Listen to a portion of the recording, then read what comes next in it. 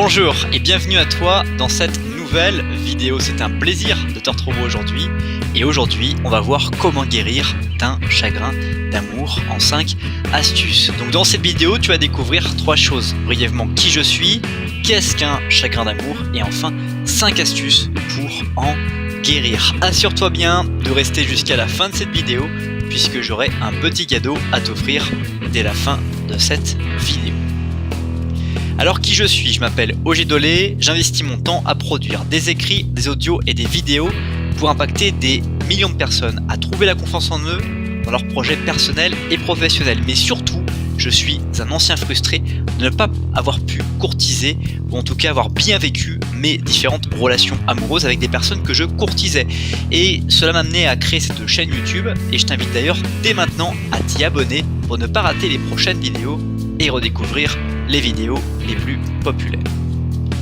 Le chagrin d'amour est quelque chose que l'on connaîtra tous, chacun que nous sommes dans notre vie. Un chagrin d'amour, c'est connaître qu'un jour, une vision qu'on avait imaginée avec quelqu'un ne se réalisera pas puisque l'autre personne a disparu ou en tout cas a mis fin à la relation ou que nous avons généralement mis fin à la relation. Sauf qu'un chagrin d'amour, c'est souvent quand on en est victime, donc quand c'est pas nous qui avons voulu que la fin arrive, mais que c'est en général l'autre qui a souhaité voir d'autres horizons que ceux que nous imaginions pour chacun d'entre nous. Un chagrin d'amour est quelque chose qui va blesser parce qu'elle va nous mettre à devoir repenser le présent et imaginer l'avenir de manière complètement différente avec surtout une personne qui a disparu, qui ne fait plus partie de notre horizon. Dans le futur, nous devons de ce fait trouver quelqu'un de nouveau, repartir, se remotiver, mais comment repartir lorsqu'on est dans un chagrin d'amour? C'est ce qu'on va voir avec 5 astuces dans un instant, mais juste avant cela, je t'invite à apprécier la vidéo ou à la partager dès maintenant, ceci afin de permettre à d'autres personnes de découvrir à leur tour cette vidéo. L'une des premières étapes pour guérir d'un chagrin d'amour est pour moi l'une des plus difficiles mais la plus importante à considérer, d'où l'intérêt d'en parler tout de suite, c'est de couper les ponts. Une erreur majeure va être de continuer à discuter, à vouloir espérer faire revenir la personne qui très souvent a mis fin à la relation, puisque nous sommes dans une phase dans laquelle nous ne voulons pas que la relation se finisse, mais la relation est bel et bien terminée. Si on regarde au présent, nous ne sommes plus ensemble. Alors, à quoi bon continuer à discuter, échanger, vouloir connaître la vie ou savoir ce que fait la vie de l'autre? Ce n'est plus du tout important. Vous devez couper les ponts. Effacer le numéro de téléphone, éventuellement le bloquer, effacer toutes les relations sur les réseaux sociaux avec la personne pour limiter les possibilités de savoir ce que l'autre personne est en train de vivre et aussi de peut-être s'insurger de voir l'autre personne déjà repartir en marche vers de nouveaux horizons alors que vous restez encore une fois dans une démarche de réflexion, une démarche blessée de ne pas comprendre qu'est-ce qui n'a pas fonctionné et quels étaient vos torts par rapport à cette situation. Deuxième astuce, qui est justement tout de suite une étape à mener de front et en simultané avec le fait de couper les ponts, c'est de sortir et encore sortir.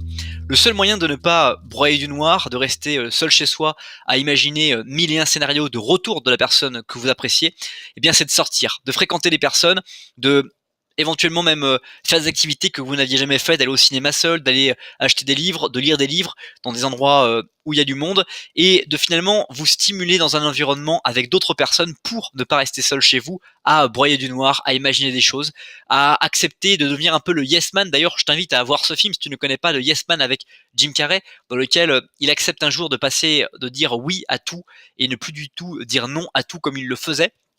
Et de faire un peu cette vie de yes man pendant quelques temps pour te mettre à ne plus penser à ton ex et surtout découvrir de nouvelles perspectives, de nouvelles personnes et te montrer que tu peux avancer et passer à autre chose et que tu as finalement une opportunité de pouvoir connaître de nouvelles choses que tu n'aurais pas connues si tu t'es resté dans ton amour précédent.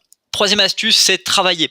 Pas dans le sens de travailler dans son boulot tout le temps, mais de se lancer dans un projet, peut-être un projet entrepreneurial, créer une entreprise, créer éventuellement peut-être une association ou participer à des choses, une nouvelle école, s'inscrire à des cours du soir, apprendre une langue étrangère, éventuellement, c'est travailler, se mettre dans une démarche de développement personnel en travaillant sur quelque chose qui nous inspire, pas forcément en travaillant dans son boulot qui est le plus rémunérateur pour soi, mais à l'inverse de se mettre à travailler sur quelque chose qui va nous occuper l'esprit et faire que les heures vont passer sans que l'on ait à broyer du noir et faire que le temps passe.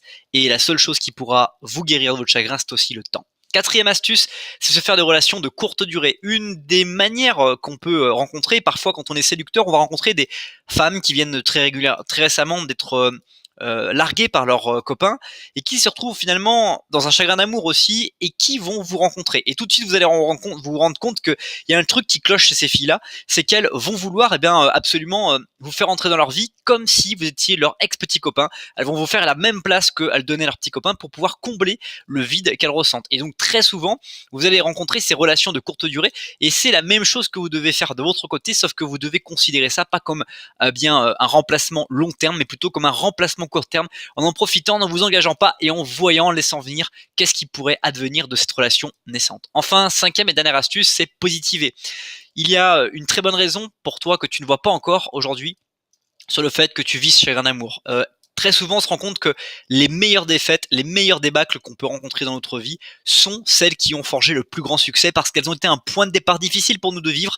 Elles nous ont mobilisés à se poser la question de qu'est-ce qu'on voulait faire plus tard, qu'est-ce qu'on voulait revivre, qu'est-ce qu'on ne voulait plus vivre, et donc de pouvoir se donner le choix pour la prochaine relation, la prochaine situation que nous allions vivre. C'est déjà la fin de cette vidéo. Merci beaucoup pour le temps que tu as consacré à regarder cette nouvelle vidéo. Si ce n'est pas encore fait, je t'invite à ajouter cette vidéo à tes playlists, à découvrir dans la description de cette vidéo d'autres contenus pour aller beaucoup plus loin.